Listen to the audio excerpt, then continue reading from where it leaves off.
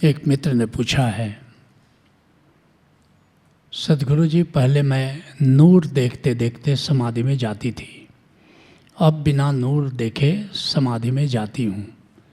मैं कुछ गलत तो नहीं कर रही, क्या ये उचित है? और अब मैं पूरे अंतराकाश को देखती हूँ और फिर समाधि में जाती हूँ। पहले ये समझ लो समाधि क्या है। 3 हमारी अवस्थाएं हैं जिससे तुम परिचित हो। पहली अवस्था जागृत। जागृत का क्या अर्थ हुआ? तुम होश में हो लेकिन कुछ विचार चल रहा है, कुछ समय का भी बोध चल रहा है। दूसरे शब्दों में होश प्लस विचार प्लस समय बोध, ये जागृत अवस्था है। ये सब तुम्हारा अनुभव है। अभी तुम सब जागे हुए मुझे सुन रहे हो तो तुम होश में हो, लेकिन कुछ विचार भी चल रहा है और साथ साथ में समय का भी ज्ञान है कि कितना समय लगभग बीत गया, सत्र समाप्त होने में कितना समय लगभग बाकी है। तो समय का एक बोध बना हुआ है। दूसरी अवस्था क्या है? सुषुप्ति, नींद की अवस्था। इसमें क्या है? बेहोशी है। वहाँ कोई विचार नहीं चल रहा है, वहाँ कोई समय का ज्ञान नहीं है।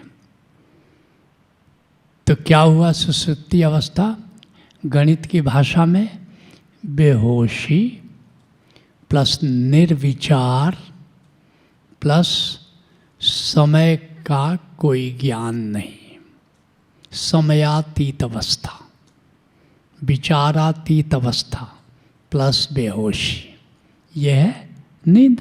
तुम सब नींद में जाते हो, कोई विचार नहीं चलता और कितना समय बीता नींद में कुछ पता ही नहीं चलता और बेहोशी है। एक तीसरी अवस्था क्या है? स्वप्नावस्था। स्वप्न में क्या होता है? तुम बेहोश रहते हो, नींद में रहते हो, करीब करीब अर्ध निद्रा में, अर्ध मूर्छा में, अर्ध बेहोशी में। और फिर वहाँ पर कुछ विचार चलते हैं, उठपटांग, कहीं का ईंट कहीं का रोड़ा, भानुमति ने कुनबा जोड़ा, कुछ तो चलता है। डरते भी हो, घबराते भी हो, कहाँ फंस गए, ट्रेन छूट गई, कुछ विचार चल रहा है। और साथ में समय का भी ज्ञान है। माना कि वो समय, ये धरती पर जो समय है उस समय से वो अलग है, लेकिन तुमको कुछ न कुछ लगता है कि समय बीता जा रहा है। ये है स्वप्नावस्था, इससे तुम परिचित हो। मगर एक चौथी अवस्था है, तुरीयातीत अवस्था। तुरीया का मतलब होता है चौथा। वो क्या है? तुरीयातीत अवस्था है, होश है लेकिन तुम निर्विचार हो, तुम समयातीत हो। ये तुरीयावस्था, होश प्लस निर्विचार प्लस समयातीत अवस्था, ये है तुरीयावस्था। अब तुरीयावस्था में भी 3 तरह की अवस्था हो जाती है। 3 प्रकार की तुरीयावस्था है। क्या है? एक अवस्था है कि जिसमें तुम ध्यान में हो। तो ध्यान में क्या हो? तुम निराकार के प्रति जागे हुए हो, लगातार तुम निराकार को देख रहे हो। तो यहाँ पर क्या है? ध्यान में भी होश है, समय का ज्ञान नहीं है, कितना समय बीत गया, यहाँ भी कोई विचार नहीं है। मगर एक बात है, किसके प्रति होश है ये पता है, निराकार के प्रति होश है, ये बात तुमको पता है। तो ये ध्यान, ये तुरीयावस्था का एक प्रकार क्या है? ध्यान। दूसरा क्या है? सुमिरन, यह भी तुरीयावस्था है। अर्थात अब निराकार की जगह अंतर आकाश आ गया, निराकार में गहराई दिखने लगी, तो उसको कहते हैं अंतर आकाश, इनर स्पेस। अब उस अंतर आकाश में बड़े खजाने हैं, वहाँ नाद गूंज रहा है। तो तुम अगर उस नाद के प्रति जागे हुए हो, नाद बस, तो वहाँ भी क्या है, होश है, प्लस क्या है, निर्विचार अवस्था है, क्योंकि नाद सुन रहे हो, विचार कहाँ है? नूर देख रहे हो, विचार कहाँ है? अमृत देख रहे हो, विचार कहाँ है? और फिर क्या है, समयातीत अवस्था, नूर देखते रहो, नूर देखते रहो, समय का ज्ञान ही नहीं। ये तो तुरीयातीत का दूसरा आयाम क्या है, सुमिरन। प्रति इसमें भी है, प्रति है, जैसे ध्यान में निराकार के प्रति थे, यहाँ पर क्या है, तुम नाद नूर जो भी अंतर आकाश में खजाने हैं उसके प्रति तुम होश में हो। और एक तीसरी अवस्था तुरीय अवस्था है, इसका नाम है समाधि। उसमें क्या है, होश है और विचारातीत अवस्था है। समाधि में कोई विचार नहीं है। और समयातीत अवस्था है, वहाँ समय नहीं है, लेकिन होश किसके प्रति है अब ये भी पता नहीं है। होश मात्र, होश को कहते हैं जस्ट अवेयरनेस, होश मात्र। कम से कम ध्यान में ये पता था कि होश निराकार के प्रति है, सुमिरन में तुमको ये पता था कि होश नूर के प्रति है, नाद के प्रति है, अमृत के प्रति है, चैतन्य के प्रति है, उमंग के प्रति है, मंगल के प्रति है, आनंद के प्रति है, प्रेम के प्रति है। तो प्रति था सुमिरन में। लेकिन समाधि में क्या है, बिल्कुल प्रति भी खो गया, होश मात्र बच गया। तुरीया अवस्था में ये समाधि है। अब समाधि में कैसे जाओगे? तो ओशो दारा ने जब समाधि कार्यक्रम शुरू किए तो पहले की विधि क्या थी? पहले की विधि थी अंतर आकाश के प्रति जागे हुए सो जाओ। सो जाओ मतलब रिलैक्स्ड हो जाओ। जो लोग शुरू से ओशो धारा में जुड़े हैं वो इस बात को जानते हैं कि अंतर आकाश अर्थात निराकार की गहराई को देखो और उस अंतर आकाश को लगातार रिलैक्सेशन के साथ देखते रहो और समाधि घटित हो जाती है। तुम सबका अनुभव रहा। लेकिन इस विधि से ऐसा देखा गया कि करीब 50% लोग ही समाधि में ठीक से जा पाते थे, गहरी समाधि में जाते थे, लेकिन बाकी 50% लोगों को दिक्कत होने लगी। ओशो धारा में हम लोग जो भी कार्यक्रम बनाते हैं, जो भी साधना कराते हैं, तो लास्ट बेंचर को ख्याल में रख करके बनाते हैं, याद रखना। यह हमारा एक तरीका है। मैं जब लेक्चरर था इंडियन स्कूल ऑफ माइंस में, तब मुझे क्लास मिलता था एमएससी में और फर्स्ट ईयर में। मैंने अपने हेड ऑफ डिपार्टमेंट से पूछा कि ये बात मुझे समझ में नहीं आई कि एक तरफ तो क्लास मुझे एमएससी में देते हो और दूसरी तरफ बिल्कुल फर्स्ट ईयर में देते हो।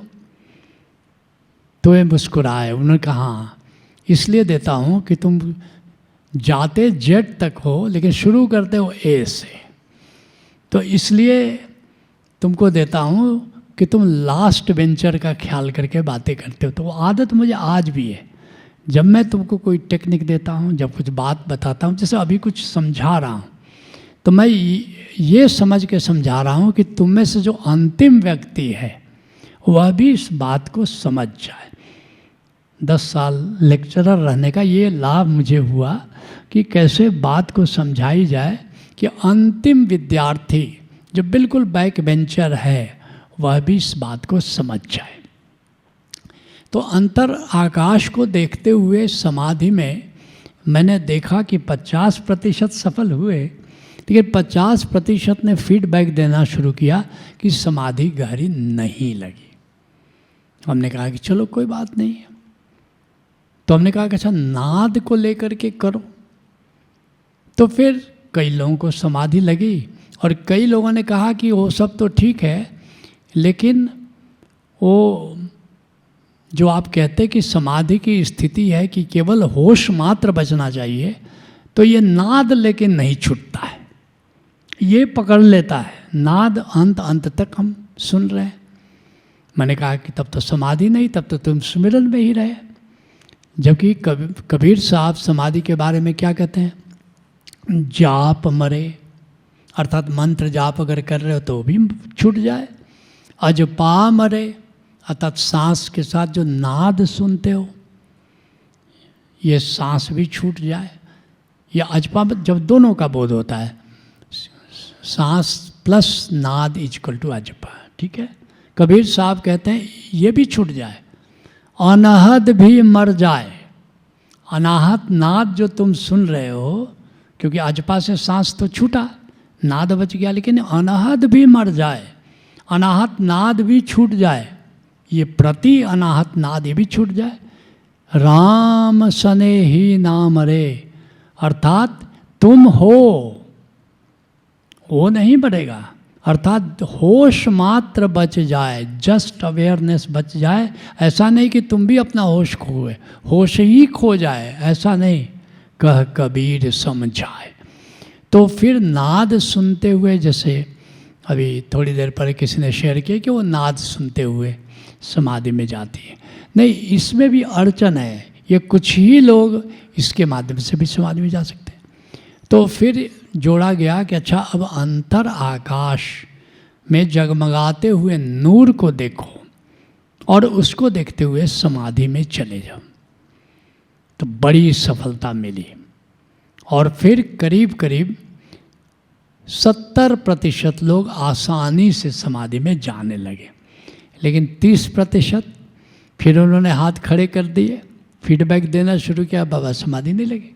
समाधि, हाथ उठाया, कितने लोगों को समाधि लगी, तो 70% लोगों ने हाथ उठाया। कितने लोगों को समाधि नहीं लगी, तो 30% लोगों ने उठा दिया। मैंने कहा अब तो टेक्निक थोड़ा और डेवलप करेगी। तो हम लोग एक बार संगत को लेकर के मैं गया अरुणाचल, जहाँ महर्षि रमण विराजमान हैं, उनकी सत्ता विराजमान है, भले वो शरीर में नहीं, उनकी समाधि पर मैं बैठा था। तो मुझे ऐसा लगा कि वो कह रहे हैं कि क्या जानना है।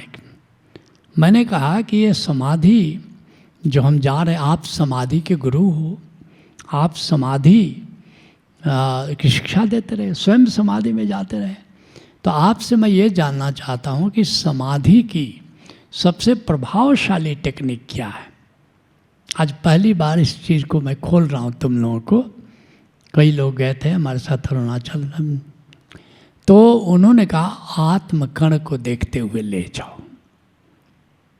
और फिर मुझे लगा, फिर मैं वहीं समाधिस्थ हो गया और ऐसी समाधि लगी। मैंने कहा कि ये पहले जितनी समाधि लगती थी उससे ये बहुत ज़्यादा गहरी है। और फिर वहाँ से आते ही ओशोधारा में मैंने इंट्रोड्यूस किया कि आत्मकण को देखते हुए आत्मकण के प्रति जागो। फिर जब फीडबैक लिया तो 90-95% लोगों ने कहा कि हाँ, इससे समाधि लग जाती।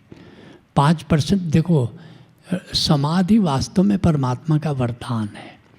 तुम अपना आयोजन कर सकते हो, लेकिन कभी कबीर साहब भी नहीं कह सकते कि जब चाहे हम समाधि में जाएंगे ही जाएंगे। एक बार कबीर साहब को समाधि नहीं लगने लगी तो उन्होंने एक शब्द लिख दिया, करवत भला न करवत सोई, तुम मुझे आरा से कटवा दो, मैं स्वीकार करूंगा, लेकिन तुम मेरे से पीठ नहीं कर सकते, मेरे से करवट नहीं बदल सकते, आजकल समाधि नहीं लग रही है। तो जब कबीर साहब की हैसियत का संत दावा नहीं कर सकता कि जब जाएंगे तब समाधि में चले जाएंगे, तो हम लोग भी दावा नहीं कर सकते। इसलिए मैं मानता हूँ कि अगर एक सेशन घटित चल रहा है समाधि का और उसमें 95% लोग समाधि में चले गए हैं, तो परमात्मा की बड़ी कृपा है। कभी अहंकार मत पाल लेना, अरे मैं तो उच्च कोटि का साधक हूँ, जब चाहूँ तब समाधि में जा सकता। नहीं, गलत दिशा हो जाएगी। क्योंकि हमने आयोजन किया, हे प्रभु हम समाधि में जाने के लिए तैयार हुए, हमने अपना प्रयास किया, लेकिन जो समाधि घटी ये तेरी कृपा है, हमारी हैसियत क्या है। और फिर देखो प्रभु की कृपा कैसे बरसती है, और फिर देखोगे कि समाधि घटती है। तो ये बात ठीक है, अंतराकाश को देखते हुए भी समाधि में जा सकते हो, नाद श्रवण के साथ भी समाधि में जा सकते हो, नूर देखते देखते भी समाधि में जा सकते हो, लेकिन आत्मकण के प्रति जागे हुए समाधि में जाओ तो निश्चित रूप से बड़ी गहरी समाधि लगती है। इसलिए ओशो ने एक गजब की बात कही। ओशो करीब 90 में विदा हुए, और उसके करीब 3 वर्ष पहले उन्होंने कहा था कि बहुत शीघ्र समाधि की ऐसी टेक्निक खोजी जाएगी जिसके आधार पर सैकड़ों हजारों लोग समाधि को उपलब्ध करेंगे। और फिर प्रिसाइजली किसी ने पूछा कि ये टेक्निक जब आपके रहते रहते नहीं खोजी गई तो ये कब खोजी जाएगी। तो उन्होंने कहा 97। जब मैं पहली बार पढ़ा इसको तो ये करीब कई साल से ओशोधारा में समाधि चलने लगी थी, तो मैं हक्का बक्का रह गया कि ओशो ने उस समय ही प्रेडिक्ट कर दिया था। तुम सब जानते हो 97 में मेरी संबोधि घटी, उसी समय ये समाधि की टेक्निक खोजी गई, और फिर तो इस टेक्निक में विकास होता रहा। आज तो ओशोधारा में समाधि की इतनी सुंदर टेक्निक खोजी गई है कि ओशो की प्रोफेसी पूरी तरह सत्य सिद्ध हुई। आज 50,000 से ज़्यादा संगत समाधि में जा रही है। ये बहुत बड़ी उपलब्धि है। इसमें मैं ओशो का आशीष मानता हूँ, रमण महर्षि का आशीष मानता हूँ, और परमात्मा का आशीष मानता हूँ। Let's acknowledge.